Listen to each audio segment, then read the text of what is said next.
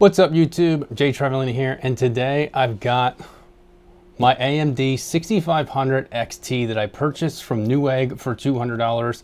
This is the ASRock Phantom Gaming Edition, and we are going to benchmark it on a few different algorithms here. Now, the ones I did were Ethereum Classic, Ravencoin, ERGO, FIRO, and FLUX. Now, I did some short testing on it. I made an Excel sheet, so all the testing is done prior to this video, but I will show you real-time Ethereum Classic running. Now, this card, I can tell you, I really don't plan on purchasing any more of these. I'll probably end up selling this card and probably taking a loss on it because it's just not that great of a card for mining, and really in terms of gaming, it's really not that good of a card. Now, we'll talk about that a little more after this, but let's go ahead and you can see behind me on my test bench that it's already on there running.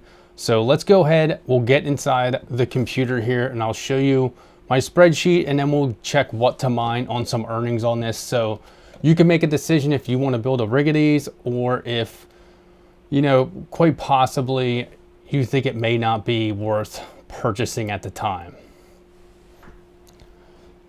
All right, so here we are inside the PC here, and you can see that I am running Gminer here to run Ethereum Classic. Now, I did test some different algorithms here, and you can see them here. Now, I did use Afterburner. I wanted to use Radeon software, and because you can really fine tune better with it, but it kept crashing my test bench, and then I had to reboot, and then I couldn't boot in the Windows. I had to repair Windows, so I just ditched it and I went with Afterburner. Now, it could have been an error on my end, or it could just be that program in general. I have never had success using that program. It always had issues on on any computer I put it on with Windows.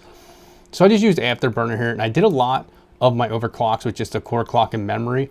I didn't touch the power limit. You could do some percentages here for some real in-detail fine-tuning. But with this card, I was able to do some overclocking and undervolting by just using the core clock and upping the memory slightly. Now, I am running, as you can see here, Adrenaline 2020 22.12 version of the driver, that it should be the most up-to-date one according to the Radeon software. Now, here is Ethereum Classic running 13.86 megahash a second. I was not able to break 14 megahash like some claim, but I am at 39 watts. So this is a very low power drawing card. So that is a plus for it, but that's really the only plus, as we can see in my chart. But I just wanted to show you guys something mining. So actually, let's go in. I'm gonna close this out, and I'm gonna put in my, we'll do ERGO. So I'll put in my ERGO overclocks here, of which one I think was best at 2400, and we'll go into Team Red Miner. Now, I don't have like wallets and stuff plugged into it, so I'm just like testing it out right now. And I do have all of my stuff plugged into what to mine already, so we'll let this do its thing, and I'll show you guys it on ERGO. But I'll show you guys, we'll go through and we'll see what's the most profitable. According to my testing, some people may be able to achieve different things. In my opinion, ASRock cards are probably on the lower end of the models, and you can't overclock them quite as good as you could maybe an MSI Gaming or like an Asus Strix. But it was the only thing I could get my hand on at the time for cheap, just for testing purposes. And in the software, when I messed with the core clock and brought it down, you'd see the millivolts drop here. I tried to hover it around 920 millivolts. I didn't want to go too much lower because then I could risk crashing the card, and that's probably what I was doing with the Radeon software. And then this has to like build up a little bit. You see 26.6. So I have 26, you can see on the screen. It dialed down to a little bit lower in the 26s, I believe. So we see some of mine. So let's go through some of the overclocks here and settings that I had and what I thought was best. You can see blue is our stock, orange is the algorithm and what miner I was using. So I used Team Red Miner and Gminer mainly. Ethereum Classic was on Gminer. ERGO, Team Red Miner, Ravencoin, I don't have it, but I was using Team Red Miner. FLUX was G Miner and FIRO was Team Red Miner. So let's actually put this in just for my purposes later if I were to need to come back to the sheet to look. Now, like I said, blue is the stock clocks. This is me just taking out of the box, putting on the test bench, and letting the miner run. Obviously, you can see power is much higher on different algorithms. Now, Ravencoin and FIRO do act very similar and overclock pretty much the same. So you notice a big similarity there. But you notice with ETC here, I didn't go with this one even though it was 13.8 at 39. The reason was because my efficiency here, my hash to watts was the same according to my testing. So I went with the lower core clock just to try and not damage the card as much, I guess, running it at a higher core. ERGO, you see I was getting 30 or 26 megahash a second at about 35 watts. According to the software, these were software readings. And I do have my watt meter. Like right now, if we're looking at ERGO and my overclocks here, it says I'm pulling 36 watts. My total system power is hovering around 82 watts. So my system power is a little under 50 watts, which is really good for, you know, my test bench. But there's also no RGB on this card. And I will note one thing about this card, about the 6500 XT, at least the ASRock one. When you pump the fans, you can definitely hear. When I put them at 70%, they were pretty loud. They're at 50% now, and that's what I did my testing at. And it stayed pretty cool and wasn't loud. All right, so we went through ERGO, and we have that. Now, Ravencoin, I was about 8.9 mega hash at 54 watts at my most efficient, pretty much most efficient setting that I tried.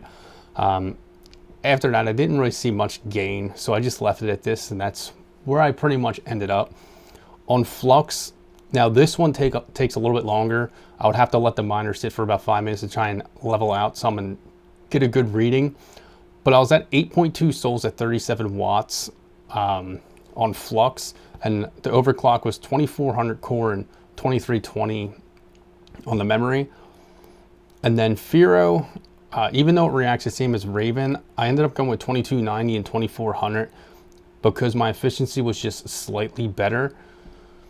Now, if I let the miner run, that could have changed a little bit, could have settled in a little bit more and fine-tuned, but you really can't go wrong with either of these two that I ended up dialing in at.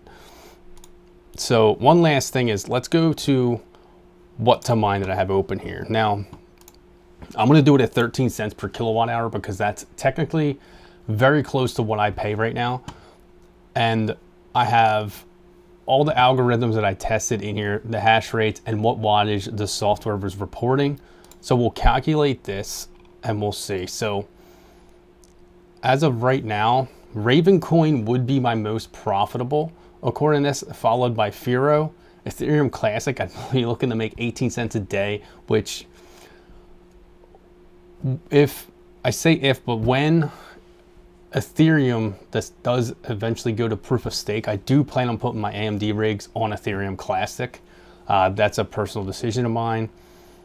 People are going to be doing a lot of different algorithms at that time. Copal, I do have a rig on Copal, and I do have a rig on FLUX. Both solo mining, both doing okay. But it looks like Ravencoin would be the best for this card, but I mean, even at 29 cents a day, if we get the calculator, let's get the calculator out. I wasn't going to do an ROI, but we're going to do an ROI because that's what we do as miners. So I paid, it was $200 plus $10 shipping. So it was actually $210.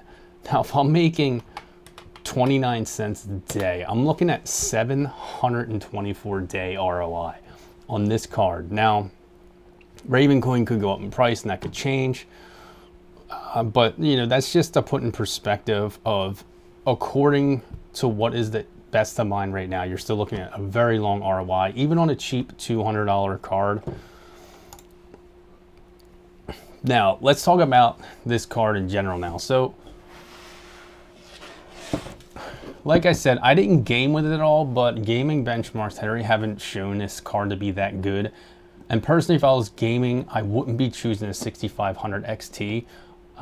From what I understand, a 588 gigabyte performs better than this, not only in mining, but in gaming also. Plus the 3050 coming out is probably going to edge this thing out by a good bit. I do have one of those on the way, so spoiler, that will be coming in a video. But I don't think I'd recommend anyone buying this card for any reason. If you're building a PC just for browsing the web, shopping on like Amazon or something, doing online shopping, maybe doing like YouTube watching, and you just wanted a cheap card, yeah, you can pick this up and for $200 to $250 and it'll do the job.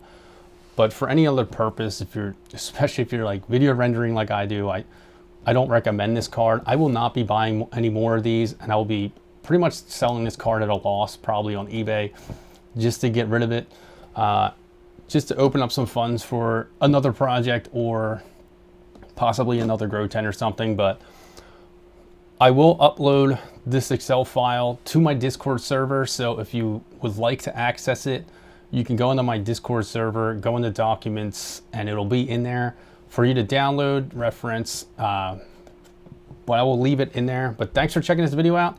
Make sure you hit that like button, hit that subscribe button. Stay tuned for more.